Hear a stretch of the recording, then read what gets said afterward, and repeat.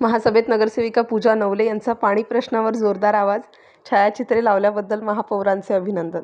महानगरपालिकेच्या आज झालेल्या महासभेत नगरसेविका ॲडव्होकेट पूजा प्रवीण नवले यांनी प्रभाग क्रमांक 16 मधील पाणीटंचाईचा प्रश्न ठळकपणे मांडत प्रशासनाला तातडीने उपाययोजना करण्याची मागणी केली.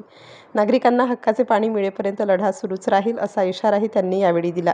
यावेळी नवले यांनी यापूर्वी महासभेत लोकशाहीर अण्णाभाऊ साठे व आद्य क्रांतिकारक राघोजी भांगरे यांची छायाचित्रे प्रशासनाला प्रदान करण्यात आली होती. ही छायाचित्रे महापालिकेच्या सभागृहात लावण्यात आल्याबद्दल महापौर हिमगौरी आहेर आडके यांचे अभिनंदन केले. तसेच पाणीपुरवठा विभागात अधिकारी टिकून राहत नसून त्यांची बदली नगर नियोजन किंवा बांधकाम विभागात होत असल्याचा मुद्दा उपस्थित करत बांधकाम विभागात वरिष्ठ दर्जाच्या तांत्रिक अधिकाऱ्यांची नितांत गरज असल्याचे त्यांनी स्पष्ट केलं.